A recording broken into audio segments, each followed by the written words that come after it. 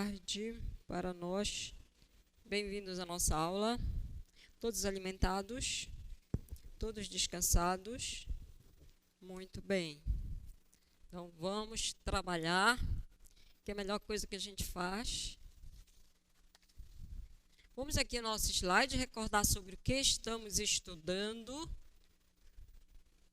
e os assuntos que nós estamos estudando na última aula.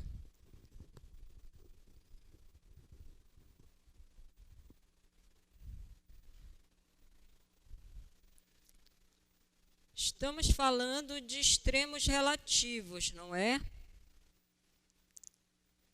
Pergunto para vocês. Esse garotinho aqui, que falou que a situação dele está meio delicada, ele é um extremo relativo? Por que não?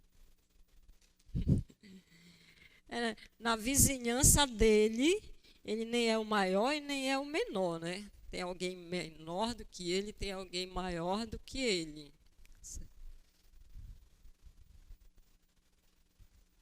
E esse aqui?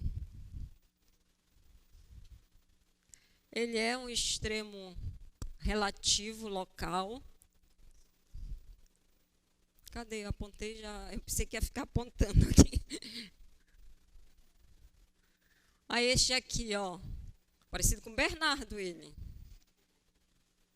É um extremo local? Não? Também acho que não. Olha aqui na vizinhança dele, vamos considerar uma vizinhança de raio 1, né? Existe uma vizinhança em torno dele que ele é o mais baixo, né? Portanto, ele é um extremo local, extremo relativo. Bom, estamos falando de extremos relativos de funções de duas variáveis reais. Vamos recordar o que a gente falou na última aula. Lembrando a definição, a gente pega um ponto no domínio de uma função de duas variáveis reais, e a gente diz que esse ponto é o máximo absoluto da função ou o máximo global, se, quando eu comparo a imagem desse ponto pela função f com as demais imagens, ali a gente tem maior imagem. Tá? Então, isso acontece, o f de x0, y0 é maior ou igual que f de xy, qualquer que seja o x, o par xy no domínio da função, né? Então, em todo o domínio, você tem ali a maior imagem. E qual é a diferença de máximo absoluto para máximo relativo? O que difere essa definição a de cima para a de baixo? Em ambos os casos, eu tenho que a imagem do x0, y0 é a maior, mas qual é a diferença?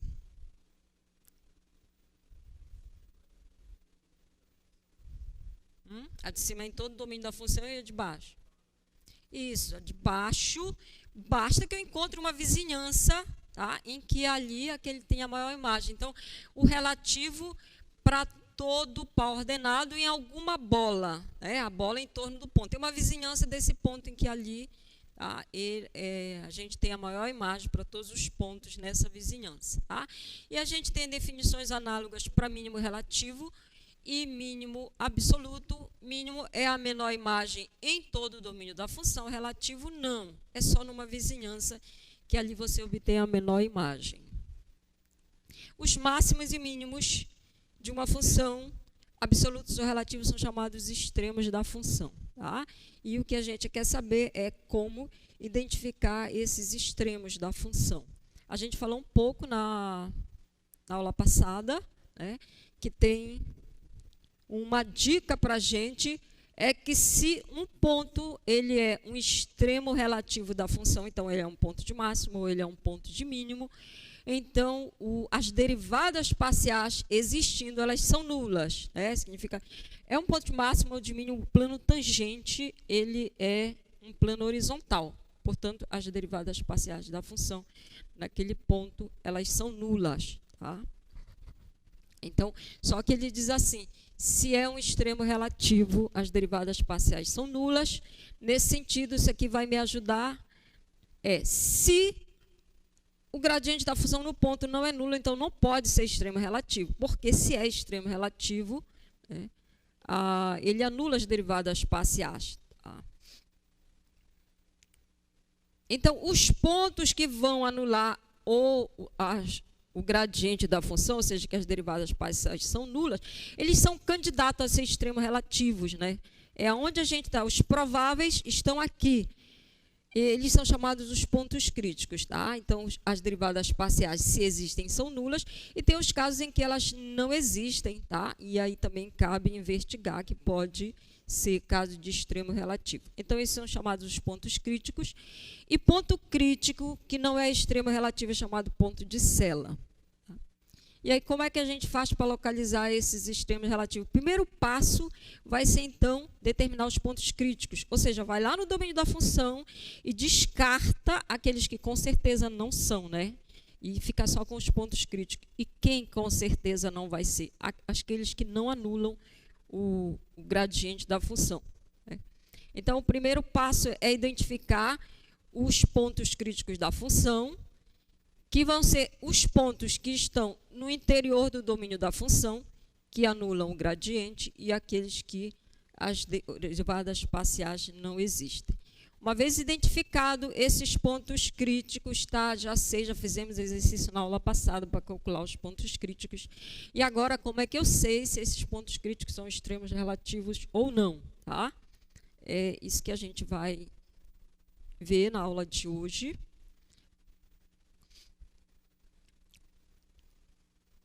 Então, olha, a ideia aqui, a gente vai começar a supor que eu tenho uma função de duas variáveis reais, é uma função de classe C2.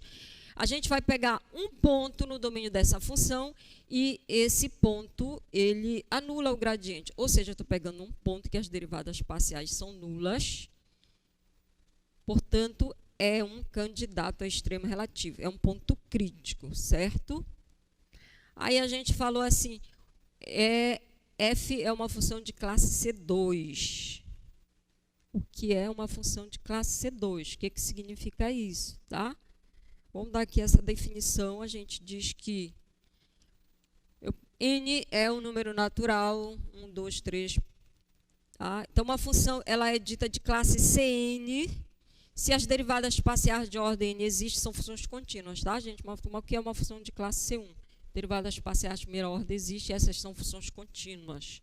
C2, as derivadas parciais de segunda ordem existem, são funções contínuas. Tá?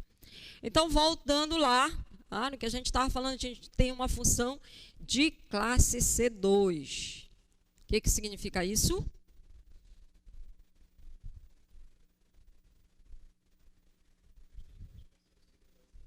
Isso. Então, a gente vai ficar à vontade nessa função que as derivadas parciais de segunda ordem existem e são funções contínuas, tá? Aí a gente, então, pega um ponto crítico, a gente tem um ponto crítico numa função que tem essas características. Vamos pegar um vetor unitário, isso aqui a gente já fez na aula passada, eu só estou aqui revisando. Vou pegar um vetor unitário e aí a gente vai calcular a derivada direcional da função no ponto na direção do vetor arbitrário u. Ora, a gente sabe que, sendo a função diferenciável, essa derivada direcional ela é esse produto, né, gente? É o gradiente vezes o vetor. Mas se eu estou com uma situação em que esse gradiente é nulo, essa derivada direcional, então, vai ser zero, né? Quando eu fizer esse produto aqui. Isso significa, então, que se eu considerar essa curva aqui, o que é essa curva? Estão lembrados disso? Eu estou calculando a imagem desta reta pela função, né? A reta que passa pelo ponto x0 e y0 na direção do vetor u, que é, então, a imagem da função pela reta, ela é uma função de uma variável real. Aí, olha só, a gente viu que a derivada desta função em zero, g' de zero, quem é ele? É essa derivada direcional, certo? Mas essa derivada direcional é zero. Então, agora eu estou com uma função de uma variável em que a derivada dela num ponto é zero. Então, significa que para a função de uma variável, esse zero é um ponto crítico dessa função, certo? No caso de uma variável, assim, mesma coisa que a gente está vendo aqui, só que aqui são as derivadas parciais. Função de uma variável real, como é que eu identifico os pontos críticos? São os valores que anulam a derivada da função. Tá? Então, quando eu faço esta interseção, vou ver aqui graficamente quem é essa G de T. Vou mostrar para vocês pela milésima vez. A gente está falando aqui, ó, Tem uma função de duas variáveis, o slide, por favor, uma função de duas variáveis reais, o gráfico é uma superfície, tomamos um ponto aqui na superfície que é um ponto crítico, eu não sei se ele é extremo relativo, e aí a gente pega um vetor qualquer, tá? E aí constrói o plano que passa pelo ponto P, plano vertical, na direção do vetor U. Esse vetor vai seccionar. Esse meu vetor U não foi o vetor em questão. Agora sim, não era o U. Tá? Aí ele vai seccionar a superfície. Esta seção é que eu estou falando lá de G de T, tá, gente? Então, a gente passou o problema de funções de duas variáveis para a função de uma variável. Aí, a análise que a gente vai fazer é na curva agora. Tá? Então, estou aqui, ó, G de T, essa curva aqui. Tá? O que a gente está constatando? Que se o ponto x0, y0, ele é um ponto crítico da superfície, então, esse ponto bem aqui, na curva, ele é um ponto crítico da curva. Tá? E, portanto, quando eu estou com função de uma variável e eu identifico o ponto crítico, vocês já me disseram isso na aula passada, não vou perguntar de novo, tem aqui uma função de uma variável. Tá? Pega um ponto no domínio dessa função que ele anula a derivada. Então, é ponto crítico, é candidato a extremo relativo dessa função, né? Como é que a gente faz para saber se ele é um ponto máximo ou um ponto mínimo? Tem o teste, o sinal da primeira derivada, se está crescendo e depois decresce. E tem também da segunda derivada, né? Que a segunda derivada me diz como é a concavidade da curva, tá? Então, é exatamente essa análise que a gente vai fazer aqui em cima dessa função da curva. A gente vai analisar o sinal da segunda derivada. Tá? Então, o G duas linhas. Tenho no ponto... Tá? E aí, numa vizinhança é uma função contínua, numa vizinhança do ponto, ela mantém o mesmo sinal. Tá? Então, olha, o fato de ser zero já me diz que, no ponto, a reta tangente é uma reta horizontal, certo? Sinal positivo me diz, então, que a concavidade da curva na vizinhança do ponto é voltada para cima. Tá? Então, aqui eu tenho uma concavidade, seria para cima. E G duas linhas é menor do que zero. A mesma coisa é horizontal. Eu sei que no ponto a reta tangente é horizontal. Agora, eu vou colocar mais em cima.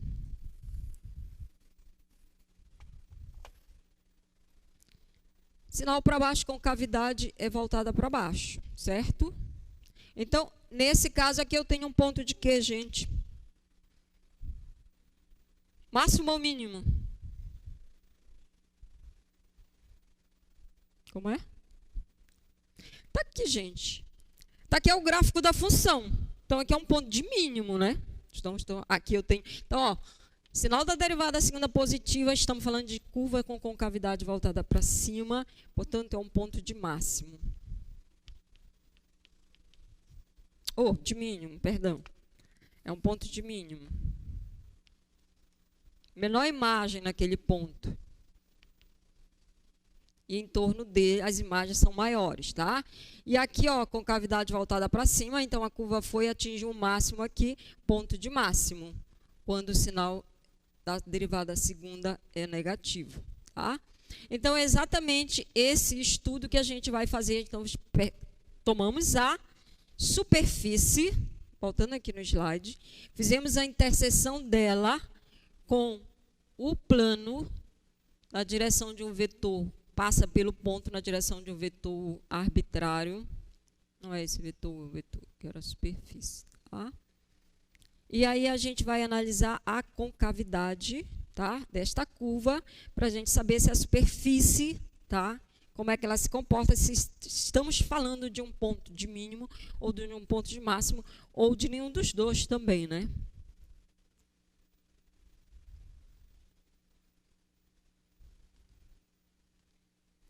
tá? Então, a gente está na situação de um ponto em que anula o gradiente, significa que ele é um ponto crítico daquela curva de interseção.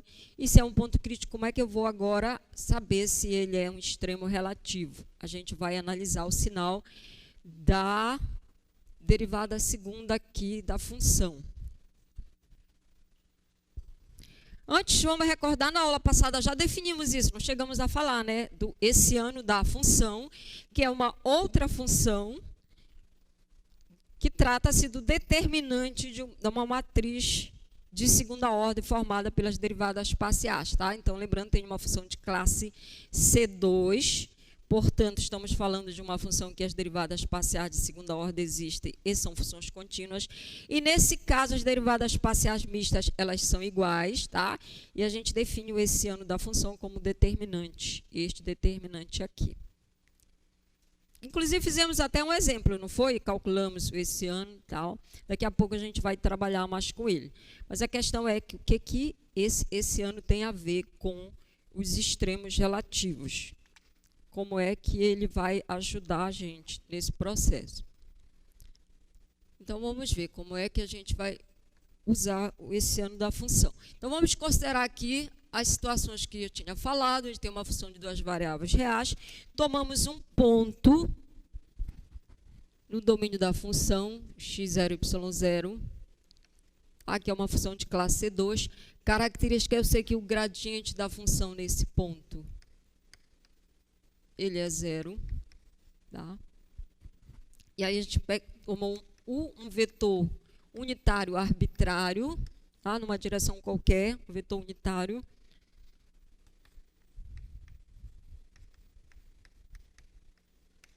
E aí a gente construiu aquela curva G de T, que é a F aplicada em R de T. R de T é a reta, ou parte dela que está passando por esse ponto aqui na direção do vetor U. Tudo que a gente já viu em vidas passadas. Certo? E aí, lembra que a derivada dessa função é a definição que a gente dá para a derivada direcional, né? Então, num ponto arbitrário, esse G', ele é a derivada direcional da função f na direção do vetor u, tá? Um ponto aqui, xy. E essa derivada direcional, sendo a função diferenciável, ela é nada mais que o gradiente da função multiplicado o produto interno pelo vetor u, tá? Lembram disso? Lembram disso? Tá? E aqui no caso, eu vou abrir aqui para ficar melhor da gente ver, que a gente vai já precisar. Então, quando eu faço esse produto aqui, esse produto interno, gradiente é esse vetor que tem as derivadas parciais, e o vetor u é o vetor, a gente está dizendo que tem as coordenadas AB, tá? Então, o que vai ser esse produto interno? Vai ficar A vezes a derivada parcial em relação a x, mais B vezes derivada parcial em relação a y, tá? Então, derivada direcional, um ponto genérico, ela vai ser isso aqui.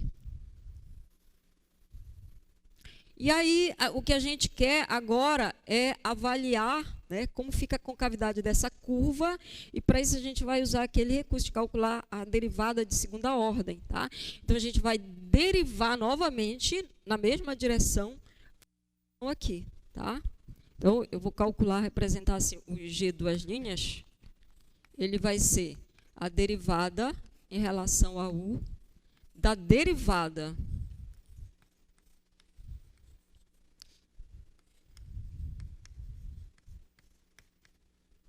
eu vou usar o que eu tenho aqui, mas eu sei que a derivada direcional, ela é o gradiente da função, a função no caso é esta aqui, então vai ser o gradiente desta aqui, da derivada, esse G não quer escrever, a derivada de f em relação a u, tá? Eu vou omitir só os pontos para não ficar tão cheio de informação, que a gente vai fazer o produto interno com o vetor u, tá, gente? Tá claro? Então, eu agora vou calculando a derivada direcional desta função. Então, é o gradiente dela multiplicado pelo vetor na direção do qual a gente está fazendo, que é u. E, no caso, a função já é a derivada. Tá?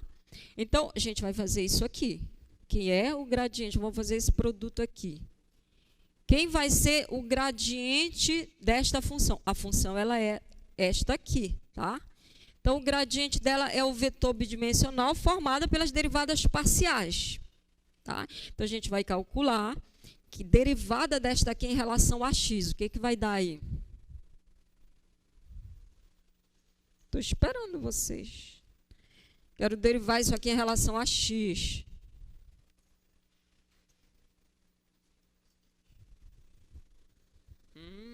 Vamos lá, vou ajudar vocês. É constante, não é? Então, vou repetir a constante. Agora, eu quero derivar em relação a x, a derivada de f em relação a x. Então, é a derivada de segunda ordem, né? Eu estou derivando em relação a x a derivada em relação a x. Então, vai ficar a derivada segunda.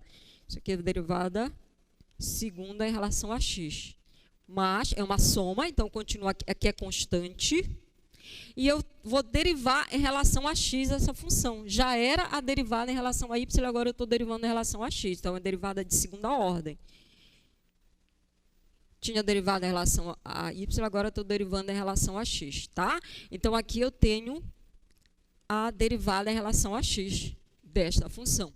E agora, a segunda coordenada é a derivada dela em relação a y. Então, a mesma coisa que é uma constante. Repete a constante. Vou derivar em relação a y. Então, vai ficar derivada de segunda ordem. Tinha derivada em relação a x e agora vou derivar em relação a y. Mas, aqui repete a constante. E vamos derivar em relação a y. Então, vai ficar derivada de segunda ordem em relação a y. Tá? Então, este é o gradiente da derivada direcional que a gente está multiplicando. Vai fazer pelo vetor u, de coordenadas AB. Tá? Aí efetuamos agora esse produto interno, que vai dar. Então, vou multiplicar a primeira coordenada com a primeira. Vai ficar a ao quadrado, derivada em relação a x, mais AB, em relação a x, em relação a y. Tá? Então, a primeira parcela mais, multiplicamos agora as segundas coordenadas. Então, vai ficar AB em relação a x, em relação a y, mais, aqui vai ficar b quadrado. Tá? Então, essa vai ser o que a gente quer analisar, o sinal da curvatura, que representa a derivada da derivada, derivada direcional da derivada direcional. Tá?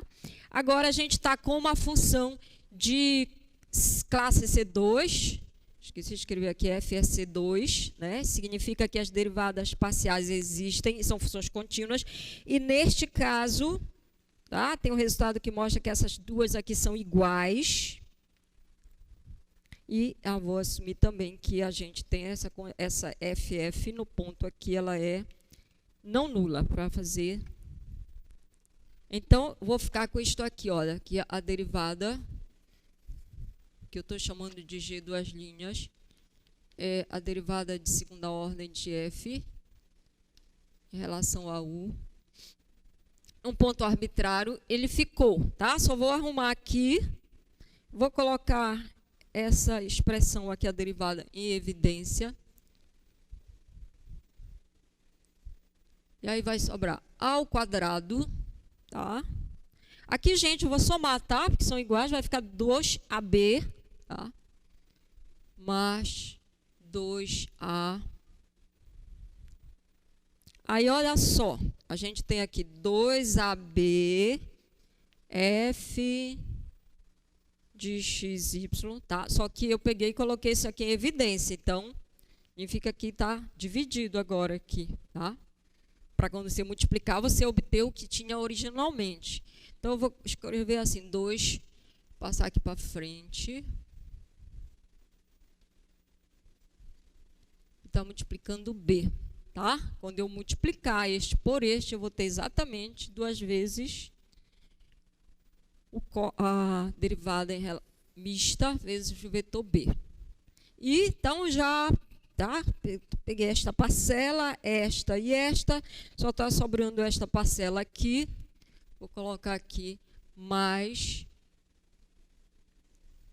derivada de segunda ordem em relação a y vezes b quadrado.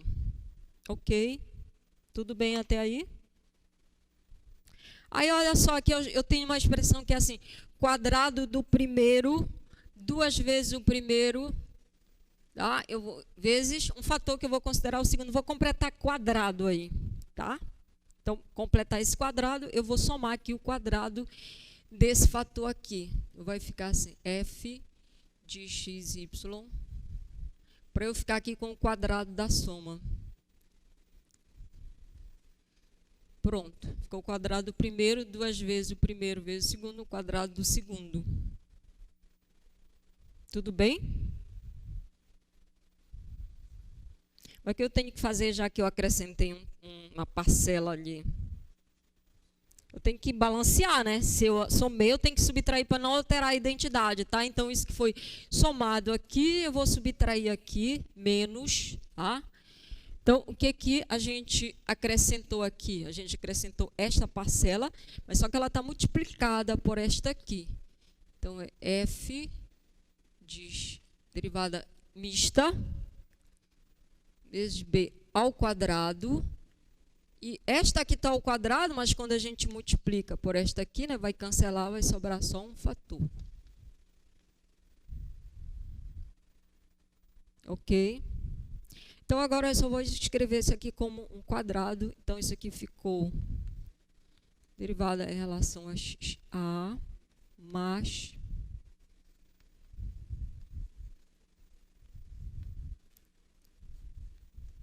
está multiplicando b, isto aqui ao quadrado, mais, vou tirar o m desse aqui, passar para cá multiplicando, aí vai ficar assim. F, a derivada de segunda ordem em relação a x, que está multiplicando a de segunda ordem em relação a y. Tá? Eu tenho b quadrado, vou colocar aqui em evidência. Se eu tirar, aqui eu tenho, em relação a x, a mista ao quadrado. Tá? E aqui b quadrado.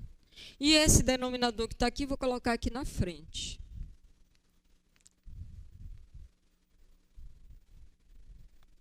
Ok?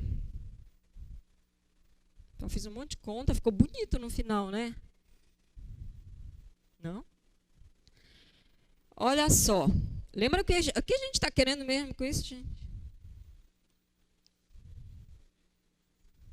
Eu até me perdi, estava fazendo tanta conta, nem sei, mas o que a gente está querendo mesmo?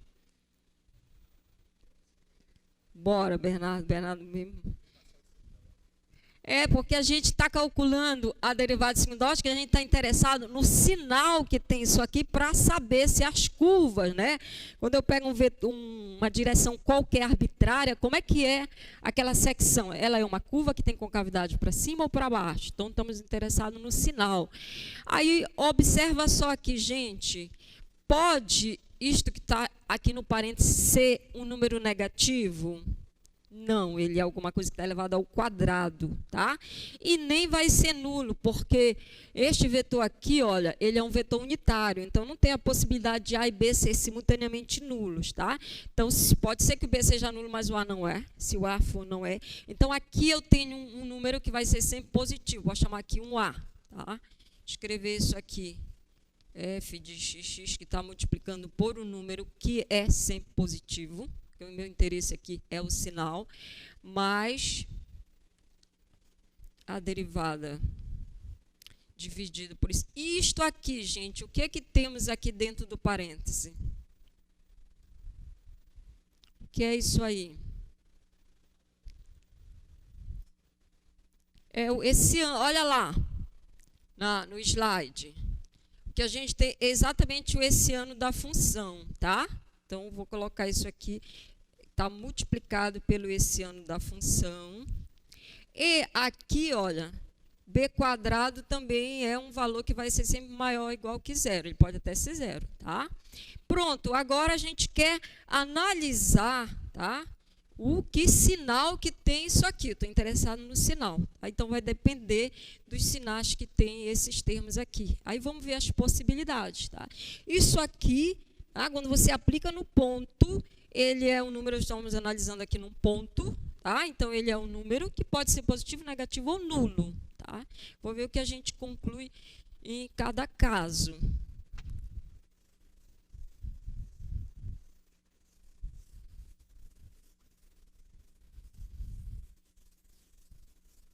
Então, suponha que a gente, no ponto em questão, esse ano da função, ele é positivo, tá? Então, significa que aqui vai ser positivo.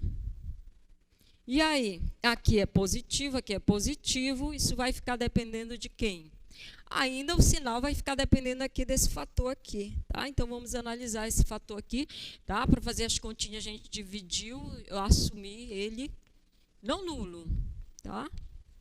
Isso passa para cá dividindo. Então, pode ser que ele seja positivo, pode ser que seja negativo.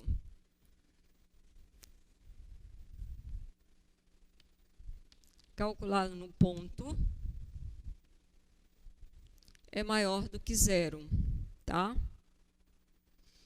Gente, nós estamos falando de funções contínuas, tá? Não uma função de classe C2, portanto, as derivadas parciais de segunda ordem existem, são funções contínuas, tá? E o esse ano, ele é só produto e soma de funções contínuas, também é uma função contínua, tá? Então, não sei se vocês lembram no cálculo 1, que você tem uma função contínua e num ponto... Aqui, a função no ponto, ela é positiva. Então, tem uma vizinhança que ela mantém o mesmo sinal, né? Teorema da conservação do sinal. Uma função contínua não muda abruptamente de sinal, tá? Então, mesma coisa, tá? Eu vou analisar aqui. No ponto ela é positiva. No ponto é positivo, então eu tenho uma vizinhança, tá? Que tudo isso aqui mantém o mesmo sinal. Tá, mas aí, então, vamos lá. Agora, isso aqui é positivo, tá? Então, aqui é positivo.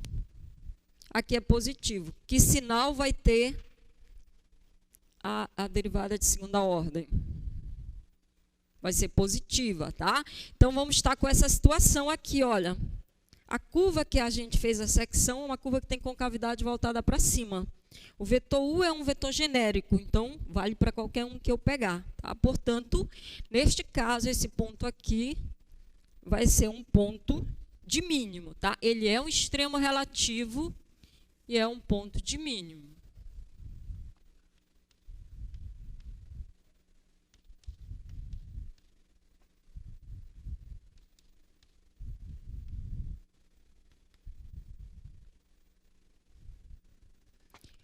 E pode acontecer que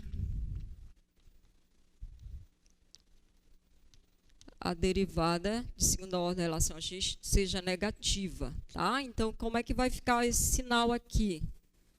Estamos falando deste aqui é positivo, este fator aqui é positivo, aqui é negativo, aqui é sempre positivo.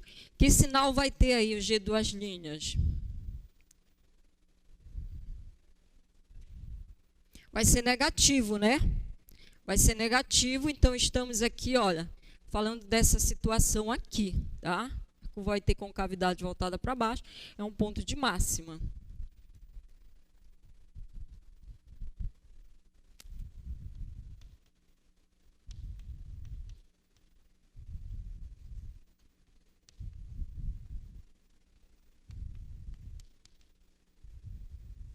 Tá? Então, esse ano da função no ponto é positivo, vai ser um extremo relativo. Esse extremo, se é ponto de máximo ou ponto de mínimo, quem vai me dizer agora é o sinal da derivada segunda em relação a x no ponto, tá? E quando ele é negativo? E se ele for negativo, tá? Nesse caso, a gente pode observar o seguinte, olha, isto que foi feito aqui foi para um vetor U genérico, tá? Vetor U. Então, a gente pode tomar, nesse caso aqui, a gente pode pegar esse vetor aqui, chamar um vetor U1, um 0. Tá? Como é que vai ficar aquilo ali se o vetor que a gente está considerando foi este aqui? Estamos calculando a derivada direcional nesta direção aqui. O A está valendo 1, o B está valendo 0. Então, vamos lá enxergar como é que vai ficar, neste caso, o G duas linhas. O B está valendo 0, certo? Então, olha só. Isso aqui vale 0. Então, esta segunda parcela está sendo multiplicada por 0. Ela já vai anular, tá? E a gente vai ficar só com esta aqui, tá? Está valendo 0 e aqui está valendo 1. Então, isso vai ficar só a derivada de segunda ordem em relação a x, tá? Então, quando a gente calcula nesta direção,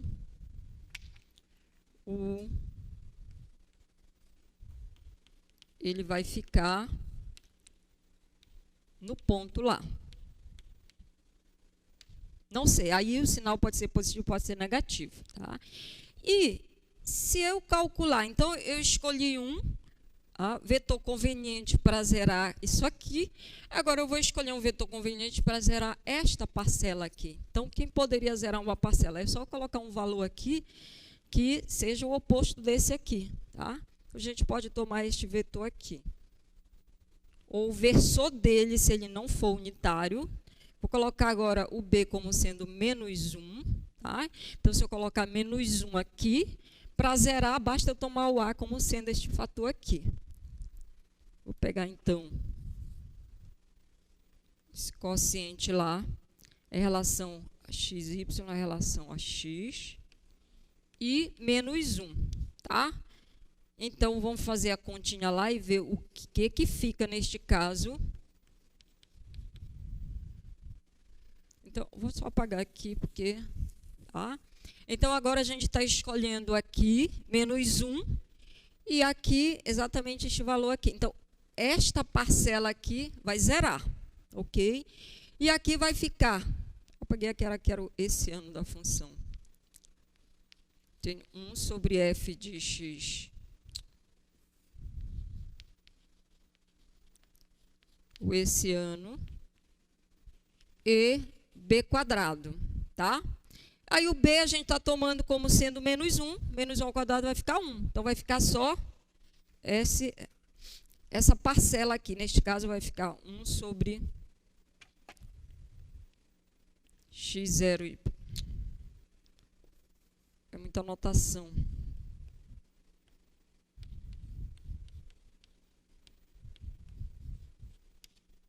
Tá? Só que eu estou assumindo por hipótese que este aqui é negativo, tá, gente? Então, observa bem, nessa situação aqui, eu consigo encontrar duas direções. Quando eu faço a interseção com o plano, que passa nessa direção, eu obtenho essa curva que tem a concavidade dada por este sinal aqui, tá? Para cima ou para baixo vai depender daqui. E tem outra direção em que fica isso aqui. Agora, me digam, olha aí, me digam que relação tem esses sinais aí. O que acontece se a primeira for positiva? Se isto aqui for positivo, é porque esse aqui é positivo, certo? Mas aqui vai ficar mais com menos, vai ficar menos. Então, ele tem um sinal contrário, concavidade contrária. Se este aqui for negativo, então, menos com menos vai ficar mais. Então, eu encontro duas direções, tá? Em que uma tem concavidade para baixo e outra para cima. Isso significa o quê? Que não pode ser extremo relativo, né? Porque na vizinhança do ponto, se eu estou dizendo que este ponto aqui é um ponto de máximo, não pode, porque eu encontrei alguém aqui que perto dele vai ter concavidade para baixo, vai ter valores menores. Se eu estou dizendo que é um ponto de mínimo, não pode, porque tem alguém perto dele que tem valores maiores, tá? Então, nesse caso aqui, não é extremo relativo.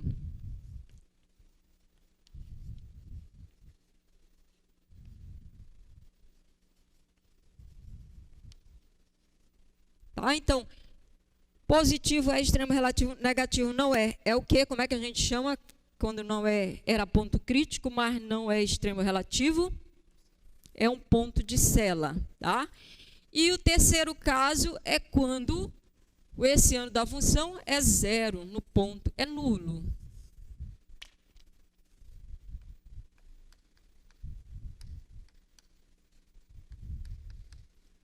Aí ele vai dizer para a gente, não sei dizer nada não, tá? Dá zero, aí o hessiano não pode informar nada. Pode ser que seja extremo relativo, pode ser que não seja, pode ser ponto de máximo, ou seja, vá procurar outras ajudas porque eu não posso mais lhe dizer nada, é isso que ele fala para a gente, tá? Então, aqui, nada a declarar. Mas já é uma ajuda muito grande, né? Porque o sinal aqui já diz para a gente se é positivo que é, se é negativo não é, tá? Então, é isso que a gente chama o teste da segunda derivada, que é o análogo que a gente faz aqui. Então, resumindo, se o hessiano da função no ponto é maior que zero, é um extremo relativo. Se é menor que zero, não é extremo relativo, é um ponto de Sela.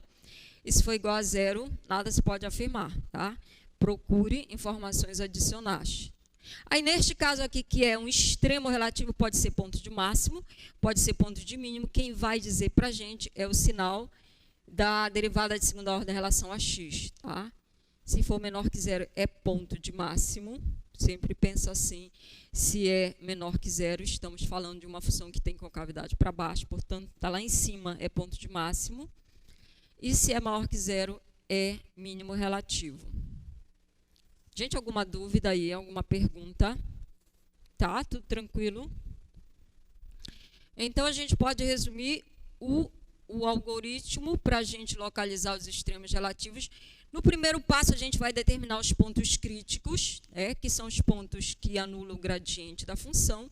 E depois a gente faz o teste da derivada em cada um desses pontos críticos para identificar se eles são, de fato, extremos relativos ou são pontos de Sela. Ok? Então, vamos mãos à obra. Vamos colocar agora em prática o que a gente aprendeu. Posso afirmar assim? Colocar em prática o que a gente aprendeu. A gente consegue aprender quando está dormindo? Vocês acham que sim? Hein? Não tem nada a ver com isso, estou fazendo uma pergunta. Então, vamos lá.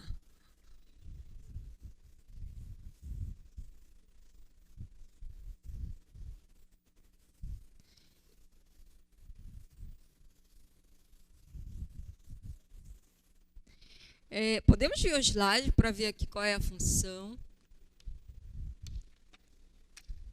Essa função a gente já trabalhou na aula passada, porque já determinamos os... Mas já determinamos os pontos críticos. Então, a primeira etapa a gente fez, que a gente vai fazer agora, é fazer análise desses pontos críticos usando o hessiano da função.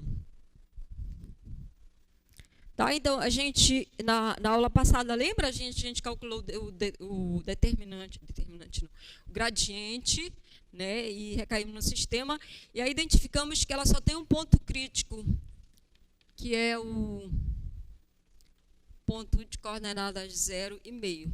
E queremos saber se esse ponto crítico é um extremo relativo. Então, vamos usar o sinal do hessiano. Então, a primeira coisa é construir o hessiano da função, e para isso a gente vai precisar das derivadas parciais de segunda ordem. Então, vamos calcular as derivadas de primeira ordem. Calculando, eu não vou fazer referência ao ponto aqui, vou só indicar a notação, calculando em relação a x. Vai ficar 4x menos 2y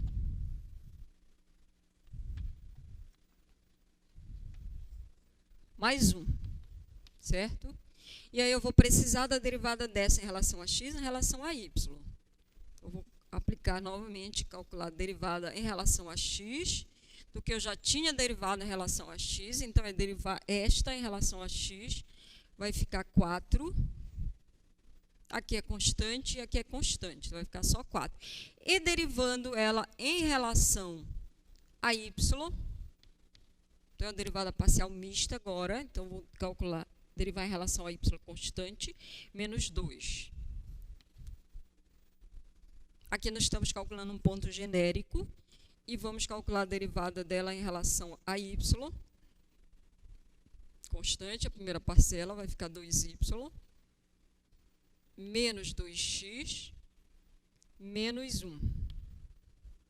Se eu derivar esta função em relação a x, né, eu vou obter exatamente esta daqui, olha, 0 aqui, menos 2, tá? Essas derivadas são iguais, então eu só vou calcular em relação a y, novamente, que vai dar 2. E assim a gente pode, então, agora construir o essiano da função.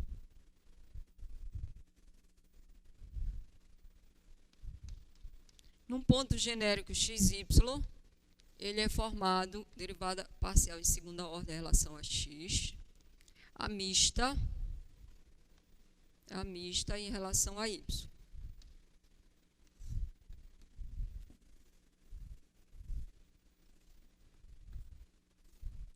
Substituindo os valores, a gente encontrou 4, menos 2, aqui é a mesma, menos 2 e 2.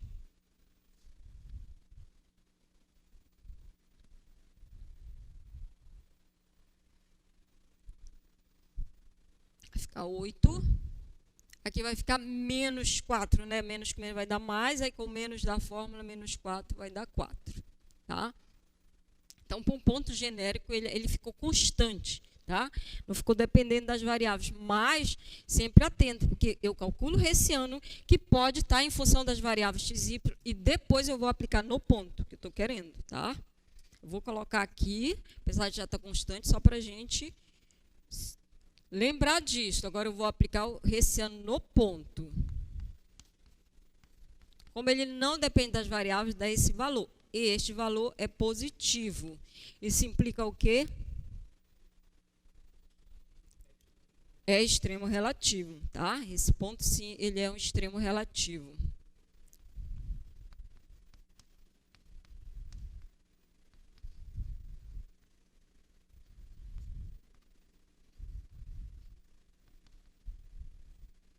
Quem vai me dizer se é ponto de máximo ou é ponto de mínimo é o sinal, tá, da derivada de segunda relação a x aplicada no ponto, né?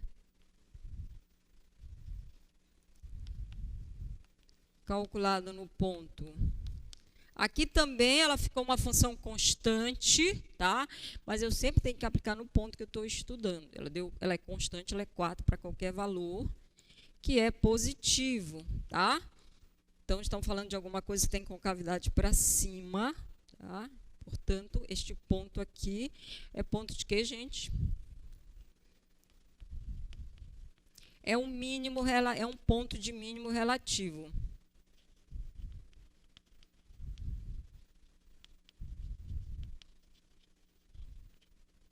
Tem uma vizinhança, tá? Que nessa vizinhança a maior imagem é atingida aqui. Qual é o valor desse mínimo relativo? Eu vou agora pegar a função e calcular no ponto, tá? Para saber o valor desse mínimo relativo. Dúvidas aí? Tranquilo? Vocês não me dizem se tem dúvida ou se não tem dúvida, tá? Ok, então.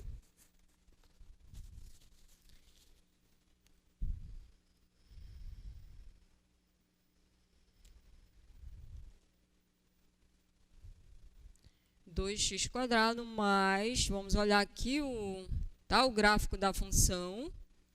Esse a gente está falando o ponto em questão.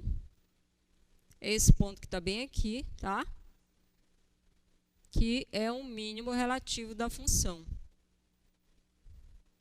Na verdade, aqui no caso, ele é um mínimo absoluto também, né? Mas ele aparece lá quando a gente está investigando os extremos relativos. Tá, agora, também na aula passada nós estudamos essa daí.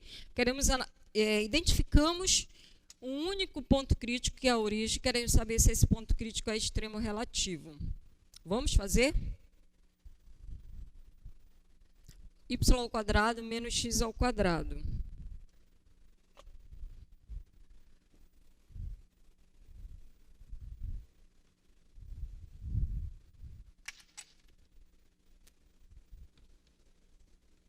Ponto crítico que a gente encontrou é a origem. E agora queremos fazer análise desse ponto crítico.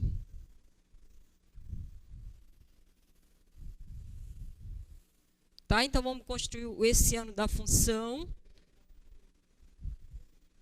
Para isso, vamos precisar calcular as derivadas parciais. Derivando em relação a x, vai ficar menos 2x. Derivando novamente em relação a x, vai dar menos 2. Derivando em relação a y, vai dar 0, né, gente? Constante. E derivando a função em relação a y, vai ficar 2y. E derivando novamente em relação a y, vai ficar 2. Portanto, esse essiano dessa função. Também, olha, as derivadas parciais deram funções constantes. 2, 0, 0 e 2. Dá menos 4. Vou aplicar no ponto. Não esqueça, você tem que aplicar no ponto. Mas é constante, tá? Então, fica menos 4.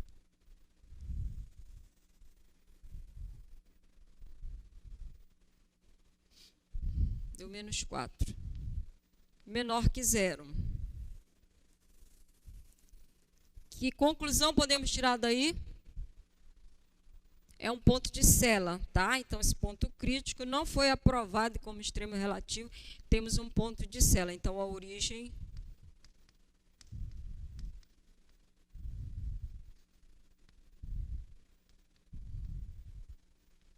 olha só, gente, se a gente calcula, a imagem da função nesse ponto é 0, né?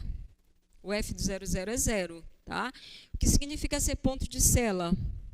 Você não consegue nenhuma vizinhança em que esse 0 seja maior imagem ou menor imagem, tá? Então, sempre vai ter ali perto dele alguém que tem imagem menor e alguém que tem imagem maior, tá? Então, quando a gente pegar aquelas secções, eu vou ter curvaturas com curvaturas para cima e curvas com curvaturas para baixo, tá?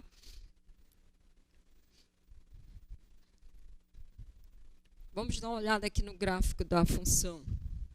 Aqui o gráfico dessa função. O ponto aqui, que é a origem, o ponto em questão.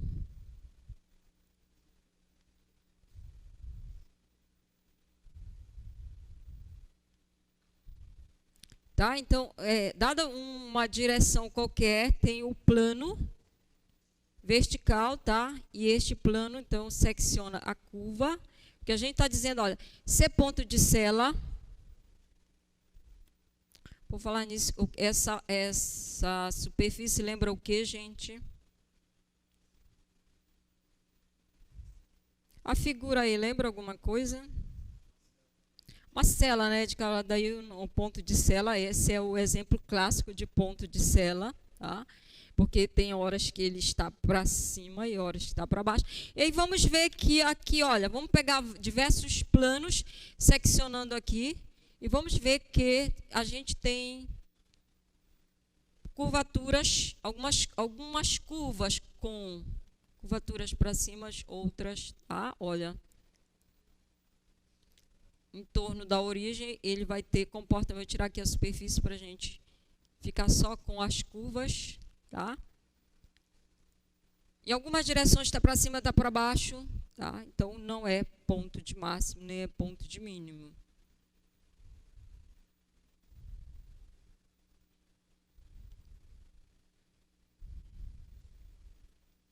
Ok?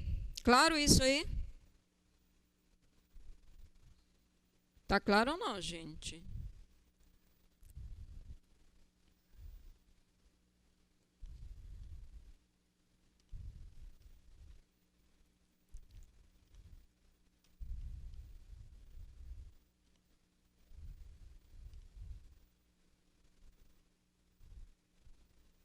Tá, essa outra também vai ser outro exemplo que a gente trabalhou na aula passada.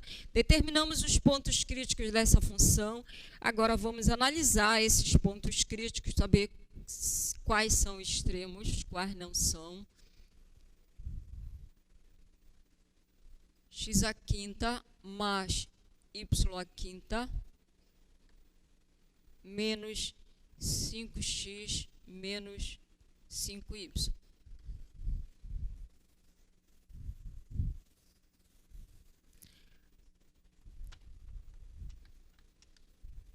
Lembram dela? Lembram da função? Gente, vocês não ganham, não conseguem estabelecer amizade com as funções. Ela esteve aqui na aula passada. A gente trabalhou, determinamos os pontos críticos e encontramos 4 pontos críticos. Vamos ver aqui o slide, olha aí, todos esses são pontos críticos dessa função.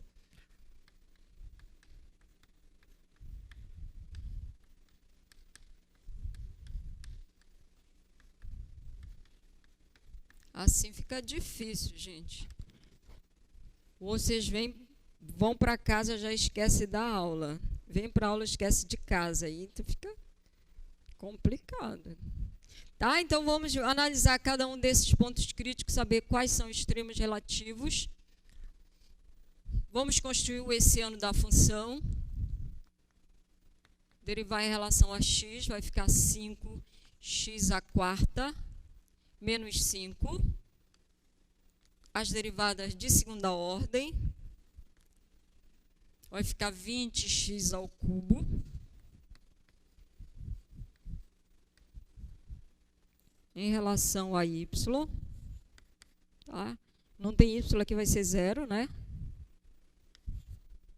E calculando em relação a y. Primeira ordem em relação a y, 5y à quarta menos 5. Derivando novamente em relação a y, vai ficar 20y ao cubo. Tá? E a derivada em relação a x vai ser igual a essa.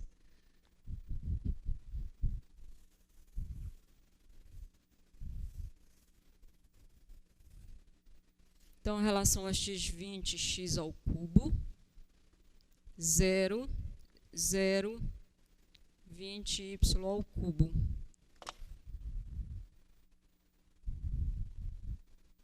E aí o produto aqui, 400xy ao cubo. Veja que, olha, agora ele está dependendo de x e y, tá? Não é uma função constante. E aí vamos agora analisar o sinal em cada um dos pontos lá.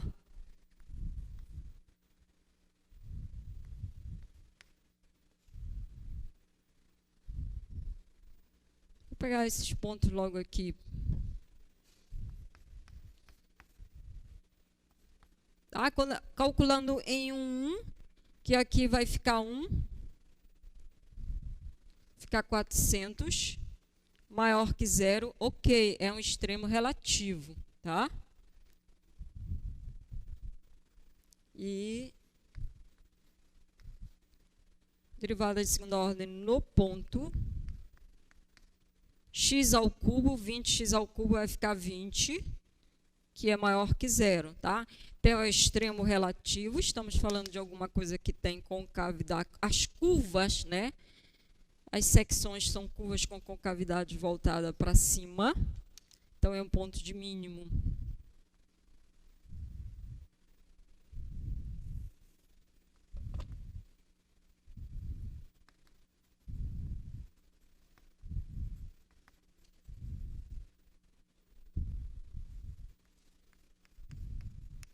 Ou H não. E qual é este valor mínimo, gente? Não vou escrever aqui. É um ponto de mínimo. E qual é este valor mínimo? Quem vai me dizer? Ele está olhando para lá. É aqui a função, tá? Agora eu tenho que vir na função e calcular qual é a imagem dela no ponto em questão, tá? Então, eu vou calcular f de 1, 1. Vai ficar 1 mais 1, vai ficar 2. E aqui vai ficar menos 5, menos 10. Então, menos 8, né? E f de 1, 1 é o valor mínimo, tá? É 1. Esse valor mínimo.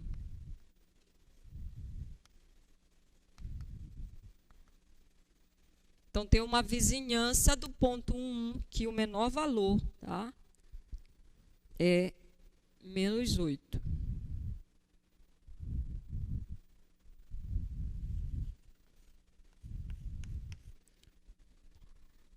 Fazer este aqui também o menos, que ele vai, o sinal ali vai cancelar. Vai ficar 400. Aí vai ficar menos 1, vezes menos 1 aqui, né, gente, que vai ficar 1. E 1 ao cubo vai ficar 400 também. Maior que 0, tá? Ok, também é extremo relativo esse, tá? E vamos ver como fica o sinal da derivada de segunda ordem em relação a x. Menos 1, menos 1. Aí vai ficar 20 menos 1 ao cubo, que vai ficar menos 20, que é menor do que 0.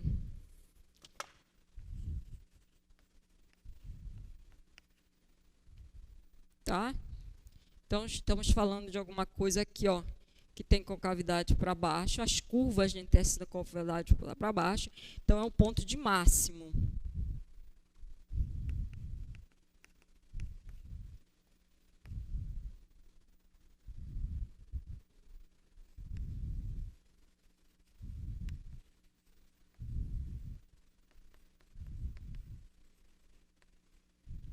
E, Bernardo, qual é o valor desse mar? Quem é que me diz qual é esse valor máximo?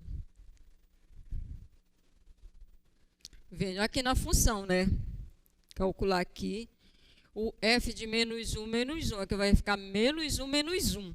Aqui vai ficar menos 2. Aqui vai ficar positivo, positivo. Então, vai ficar 10, menos 2 vai ficar 8 agora.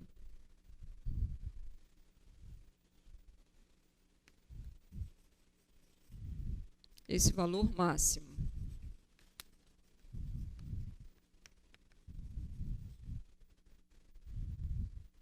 Tá? E agora os outros dois.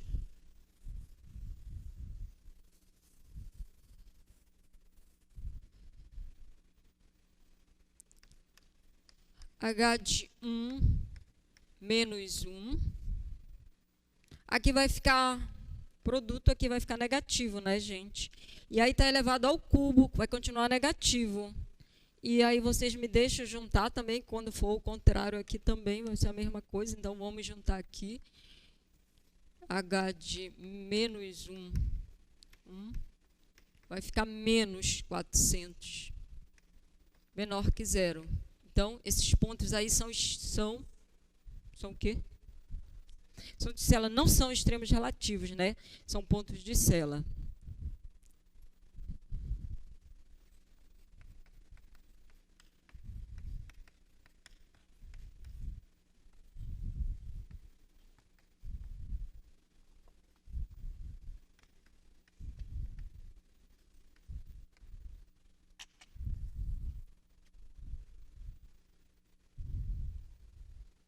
Então, enquanto isso, eu acho que vocês não podem ficar parados porque podem dormir, né? Então, enquanto eu localizo aqui o gráfico da função,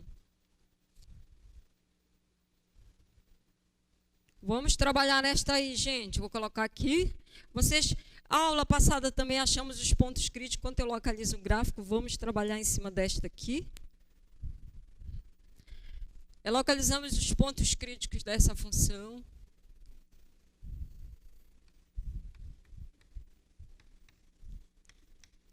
Seno de x mais seno de y mais seno de x mais y, com x e y restritos ao intervalo de 0 a 2π, e nós fizemos o cálculo, identificamos nesse intervalo 3 pontos críticos,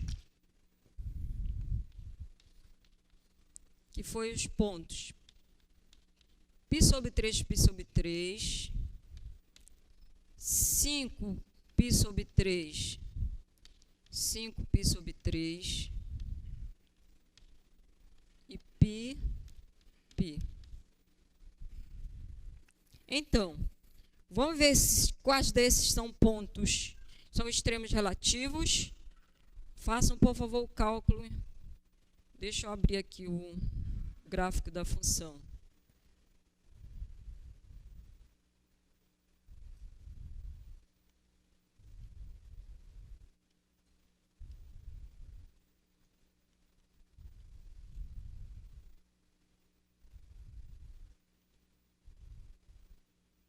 É para fazer, tá, gente?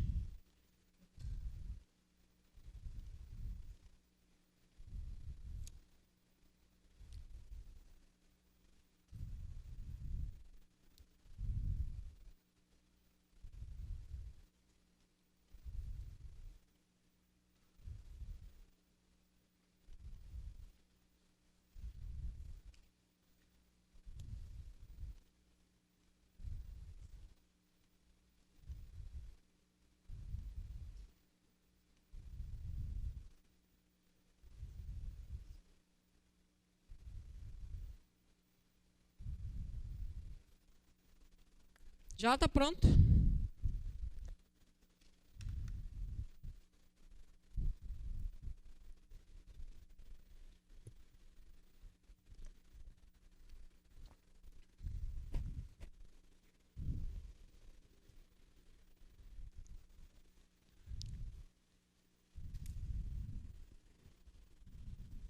Se a gente não faz, não treina, entre outras coisas, eu acho que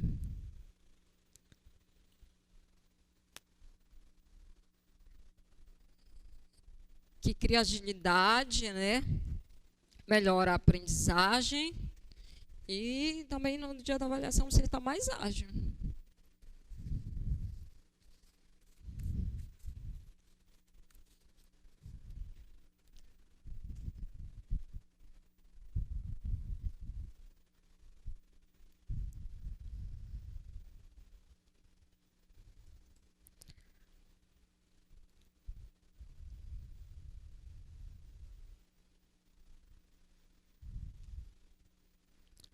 Olha aqui, vamos ver então o gráfico aqui da anterior, consegui abrir aqui, tá? A superfície anterior. Então, aqui, esses pontos aqui, marcados 4 pontos críticos que havíamos encontrado, tá? Você observa que, olha, tem o ponto P aqui, que é aquele primeiro ali de coordenadas 1, que é esse aqui, que a gente viu que é um ponto de mínimo, né? De fato, tem uma vizinhança lá, porque ele está lá embaixo, ó. Então, tem uma vizinhança ali que ele tem a menor imagem. O outro ponto que é o menos 1, né? O ponto S aqui. Que a gente identificou que é um ponto de máximo, tá? Então, olha, tem uma vizinhança aqui, que ele está lá em cima. E esses dois aqui, ponto R e o ponto Q, que a gente viu que não são extremos relativos, tá? Só para a gente ver o comportamento aqui no ponto R aqui, ó. Quer dizer, no entorno dele a gente vai encontrar curvas, tá? Que tem concavidade voltada para cima, acho que dá até para ver aqui, e curvas que tem concavidade voltada para baixo.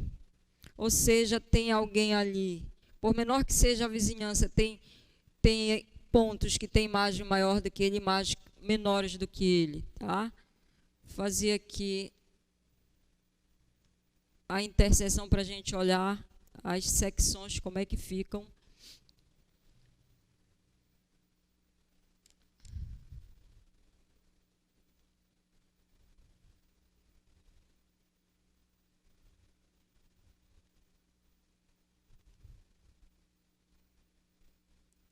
da gente em torno de um desses pontos aqui, que é, você observa que horas tem curvaturas para cima, curvas com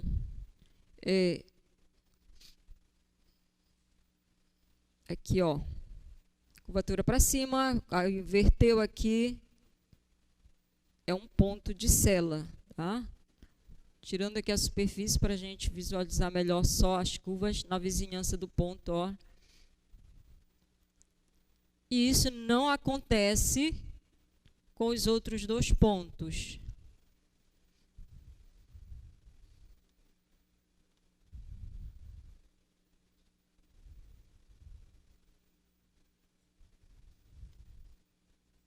Deixa eu colocar de volta a superfície.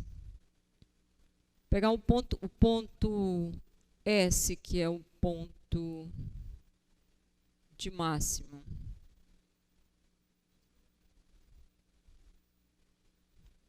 Tá, você observando aqui, ponto S, as curvaturas estão na vizinhança do ponto, tá? Elas estão todas para baixo. É um ponto de máximo.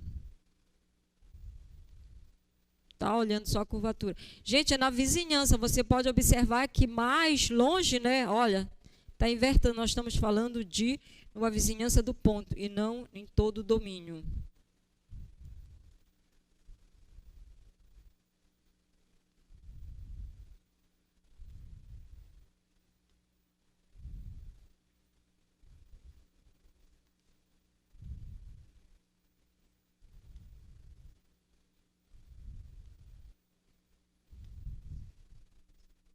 E aí, o que vocês me contam? Já saiu aí? Tá o que complicado?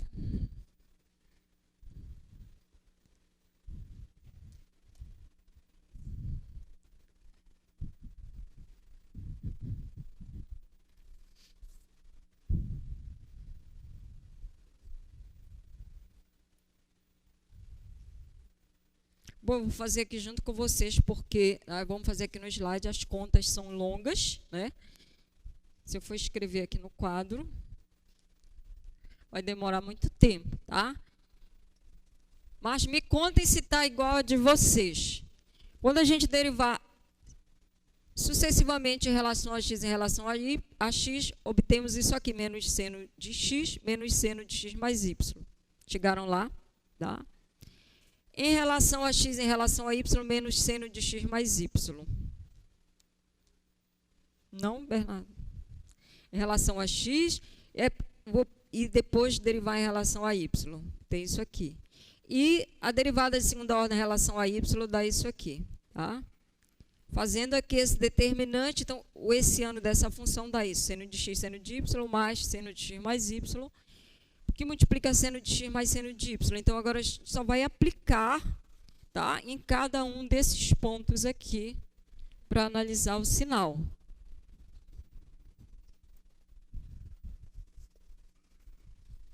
Então, vamos calcular no ponto π sobre 3, π sobre 3, tá? Então, é simplesmente aqui o esse da função, é substituir x por π sobre 3, y por π sobre 3. Substituindo aqui, como eles são iguais, vai ficar seno de π sobre 3 ao quadrado. X mais x, né? π sobre 3 mais π sobre 3 vai ficar 2π sobre 3, seno de 2π sobre 3. E aqui são iguais, então vai ficar 2 vezes seno de π sobre 3. Tá? Calculando, usando a calculadora, calcular isso aqui dá 9/4, que é um valor positivo. Portanto, esse ponto é um extremo relativo da função. Tá? E quem vai me dizer agora se ele é um ponto de máximo ou de mínimo, vai ser o sinal dessa função aqui aplicado nesse ponto. Né? Então, a derivada de segunda ordem em relação a x é menos seno de x, menos de seno de x mais y, e a gente vai calcular neste ponto aqui. Tá? Então, quando eu aplico aqui, menos seno de π sobre 3, menos seno de 2π sobre 3, vai ficar menos raiz de 3, que é negativo. Tá? Então, estamos falando de alguma coisa que tem concavidade voltada para baixo.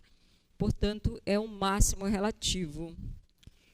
Quem é que vai me dizer qual é o valor desse máximo? É a função. Então, eu vou lá na função, que está lá em cima, né? E calculo o valor da função neste ponto, tá? O valor da função, que é o valor máximo. Aí, substituindo bem aqui, seno de π sobre 3, seno de π sobre 3, seno de 2π sobre 3, a gente vai obter 3 raiz de 3 sobre 2 é um valor máximo, que não é tão grande, né? É máximo, mas é um valor pequeno. Ok? Então, esse primeiro ponto é o máximo relativo. Na vizinhança desse ponto, se tem aí a maior imagem. Fazendo análogo para o segundo ponto, 5π sobre 3, 5π sobre 3, tá? Substituindo aqui no hessiano, fazendo os cálculos, ele também dá 9/4, também é positivo. Então, é o outro extremo relativo. E aí, vamos usar aqui o sinal, tá? Sinal da derivada segunda. Ele dá raiz de 3, que é positivo. O outro tinha dado negativo, era? Deu negativo, tá?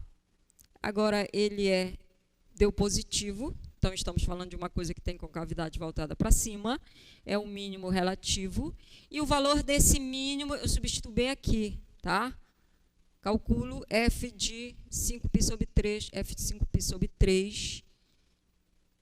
E aí, não é o valor máximo, é o valor mínimo aqui. Está errado, tá, gente? Escrito aqui. É o valor mínimo da função. Ok? E o terceiro ponto, agora a gente vai calcular o hessiano em π. E aí, quando a gente calcula, para nossa surpresa, dá 0. E agora? Não, não é assim. E agora vire-se para você descobrir se é máximo, se é mínimo, se é extremo, relativo, tá? Pelo hessiano não dá para saber, mas ele pode ser, como de nada a declarar, né? Pode ser máximo, pode ser mínimo, tá? A gente pode observar o seguinte, gente, quanto é o valor da função nesse ponto aí? Quanto vale no ponto? Quanto está valendo a função? F de π, certo? Vai ficar 0, certo? Portanto, neste ponto, a imagem vale 0, tá? E aí convém você pegar alguns valores na vizinhança do ponto, para saber se você encontrar valores menores que 0, ele não pode ser um ponto de mínimo. Se você encontrar valores maiores do que 0, ele não pode ser ponto de máximo, tá? E, em geral, é isso que a gente faz, pegar valores que estão próximos. O ponto em questão é π. A gente está analisando aqui, esse aqui um π. Tá? Aí você pode pegar pontos que estão aqui próximos, tá? De π sobre 2 e analisar o sinal da função. Tá? Por exemplo, fiz a análise aqui, se eu pegar um ponto, aqui é π, se eu pegar 0,9π, eu estou próximo de π, certo? Então, analisei a função neste ponto aqui.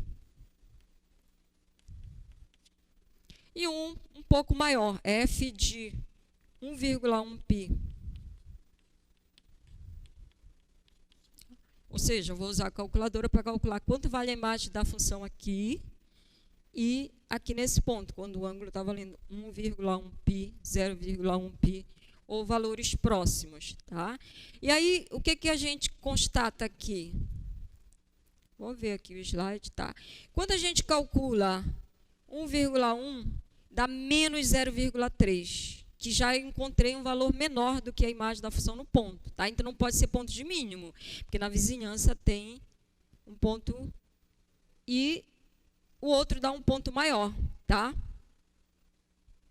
Portanto, ele é um ponto de célula. E olhando aqui, então, o gráfico dessa função é cheio de vai lá e vem cá.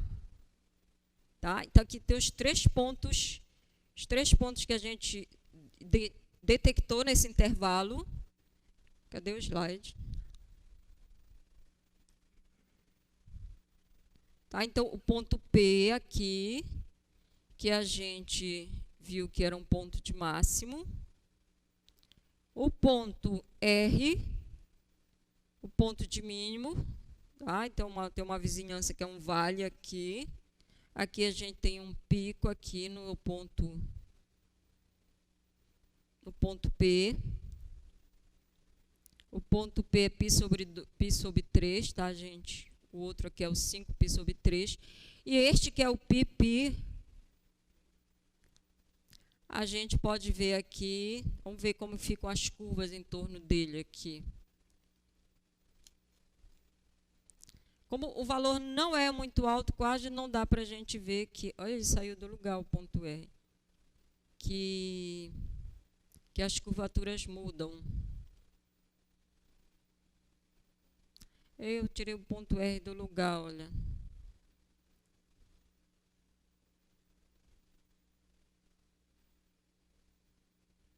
Perdão, eu mexo aqui, ele mudou o ponto, aí está saindo, mas era só para ficar em cima do R. Só um minutinho aqui. Deixa eu fazer uma coisa aqui.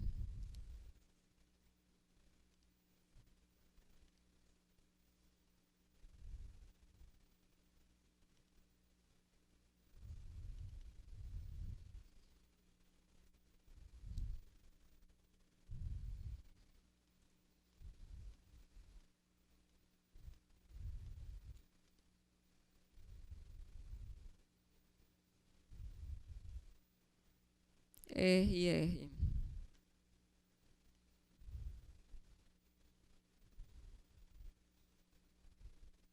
É que não é R, é o ponto, chamei o ponto de Q.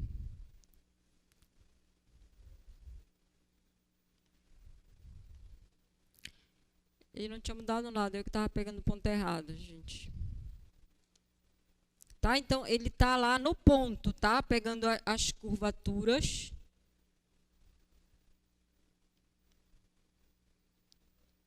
Eu vou tirar aqui a superfície para a gente tentar ver só as curvas aqui na vizinhança do ponto Q, tá?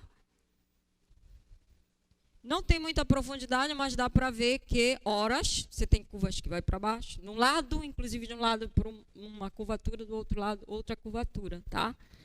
Caracterizando que aí de fato a gente tem um ponto de sela.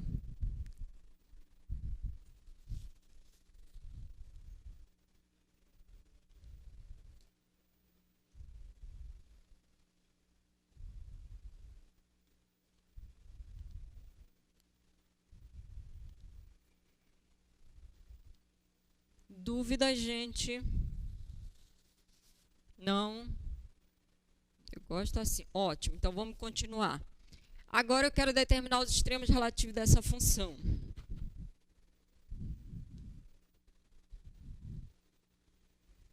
Caso existam, né? Qual é a primeira providência? Identificar os pontos críticos, né? Os valores que anulam o gradiente dessa função. Depois da gente já ter feito outras bem mais difíceis, a gente vai agora para essa bem fácil.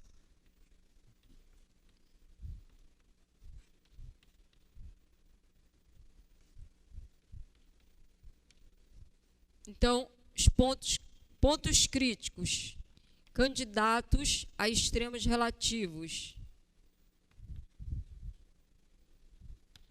Valores que anulam o gradiente da função.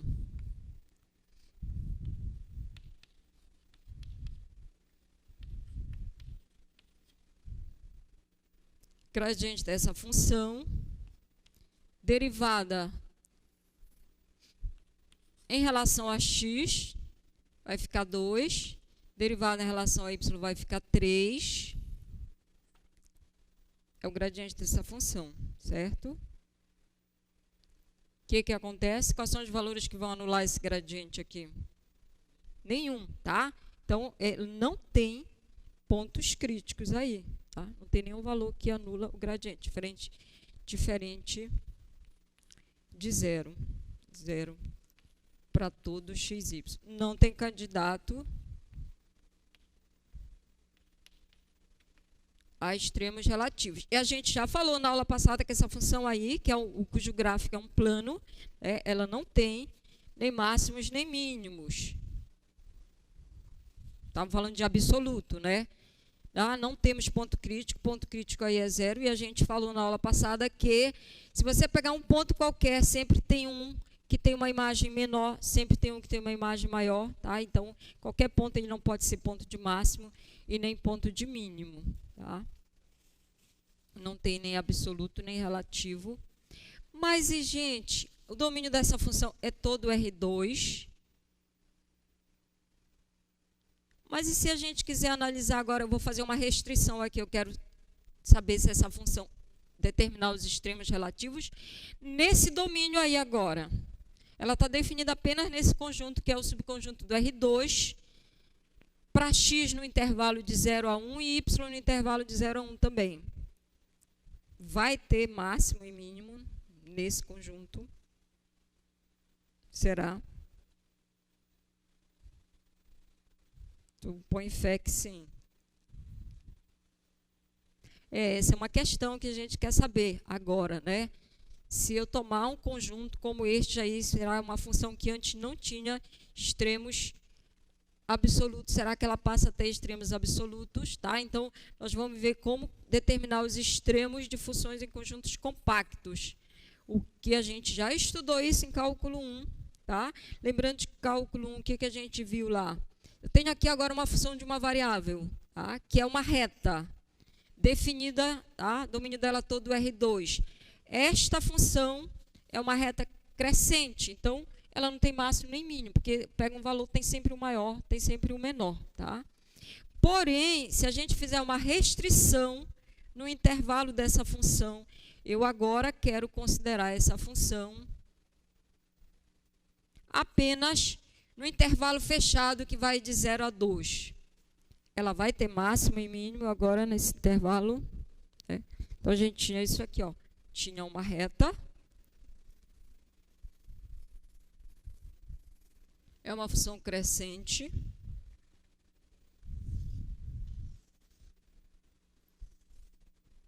E agora, a gente restringiu, ó. O domínio dessa função agora vai ficar restrito. De 2 a 5. Então, o gráfico agora é só isso aqui. Então, claramente dá para a gente ver que neste ponto ela tem a menor imagem, nesse ponto tem a maior imagem, tá? Isso vai valer qualquer que seja o intervalo fechado que eu tomar, tá? Então, a gente vê a mesma coisa que se viu lá para a função de uma variável real, que tem um teorema que diz o seguinte. Se você tem uma função, tá?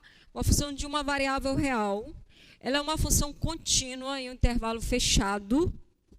Então, sempre vão existir um valor neste intervalo, ela assume o menor valor, e vai ter um ponto nesse intervalo que ela assume o maior valor. Então, função contínua, intervalo fechado, tem máximo e tem mínimo, certo? É mínimo absoluto, máximo absoluto. E aí, a gente tem o resultado análogo para a função de duas variáveis reais. Estamos falando de intervalo fechado, né? E como é que a gente vai traduzir intervalo fechado no R2, no plano, tá? Em duas dimensões, o que é esse intervalo fechado. Para isso, vamos definir aqui o que vem ser um ponto de fronteira de um conjunto. Leio aí essa definição e me digam quanto ela é fácil de entender.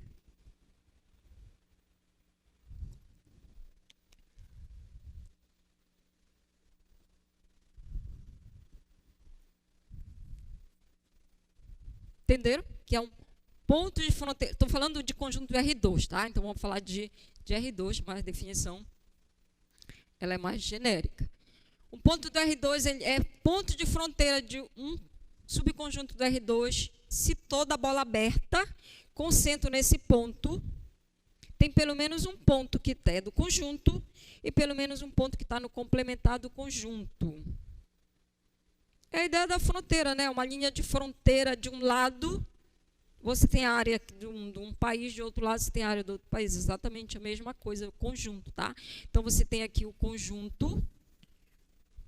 Vamos pensar que tem isso aqui, subconjunto plano. E o que vai ser um ponto de fronteira?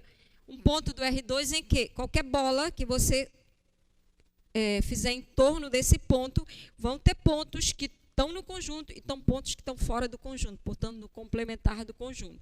Então, aqui é meu conjunto e eu pego, é um ponto de fronteira desse conjunto?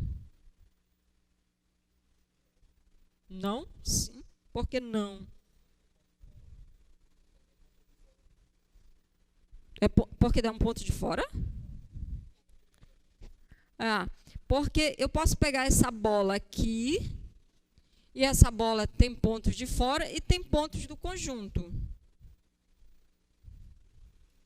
Né? Por que ele não é um ponto de fronteira? Vamos voltar lá no slide, vamos ler direito isso aí. Aí coloquei até em negrito lá, olha, gente. Leia lá o que está em negrito. Toda bola aberta. Essa aqui tudo bem, mas é toda, tá? E se você pegar esta aqui, ela tem pontos que estão no conjunto? Não, tá? Então é toda a bola aberta. Portanto, não é, de fato, não é um ponto de fronteira, tá? Se eu pegar um ponto que está aqui, é ponto de fronteira?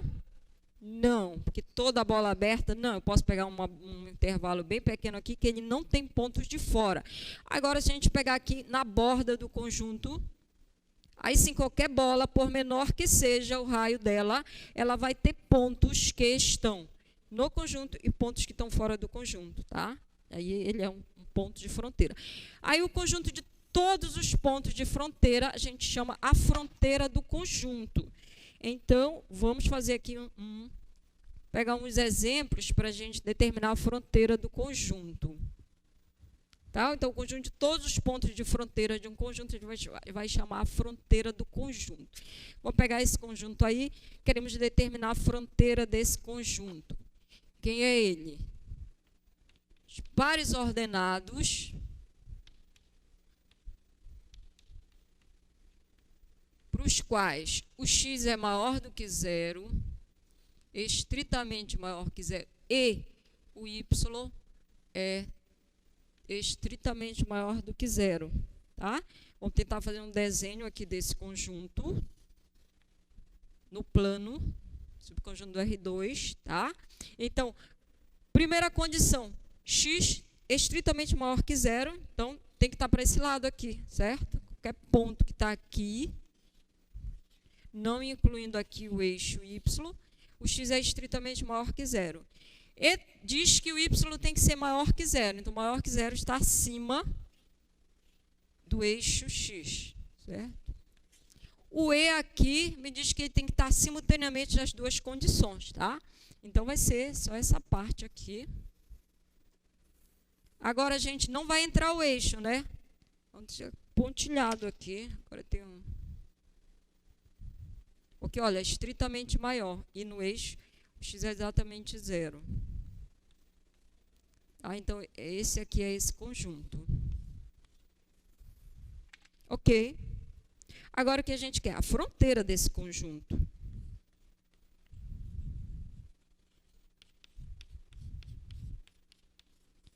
De todo o R2, quais são os pontos que tem aquela característica, né? Que você pegar, qualquer bola, ela vai ter pontos do conjunto e pontos que estão fora do conjunto.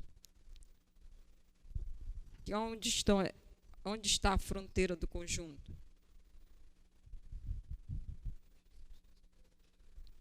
Isso, né? Vai estar em cima do eixo, né? Se você pegar qualquer ponto aqui em cima do eixo do x, ele vai ter pontos que estão aqui, que estão no conjunto, e pontos que estão fora, e também aqui, né?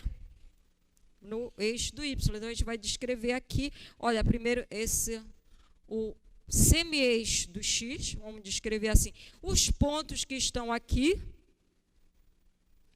característica deles é que a segunda coordenada é nula, então pode escrever assim, x0, tá? E aí esse x serve qualquer valor? Serve? Se tiver para cá, serve? Tem que ser maior ou igual que zero. Agora estamos incluindo zero, né? X maior ou igual que zero.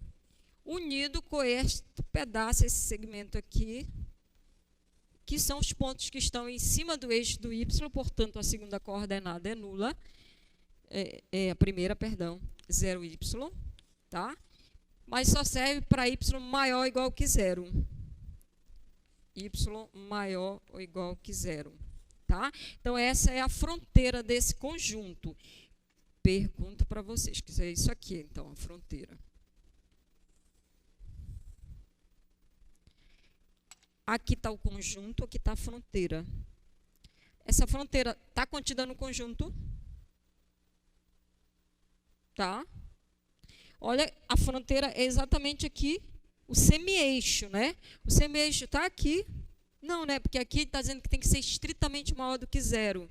E aqui a gente pegou exatamente valores que tem o x igual a zero e y igual a zero, tá? Então, esse caso, esse conjunto aí, ele não contém a fronteira dele, não está contido, essa fronteira não está contida no conjunto A, ok? Mas aí eu vou mudar agora, outro conjunto, pegar B, ainda dá tempo, para ver que ainda tem 30 segundos. Aí agora eu vou fazer aqui, ó. Agora eu vou incluir aqui. Então, o B agora é o mesmo conjunto, apenas eu coloquei a igualdade aqui, tá? Então, entra também o eixo.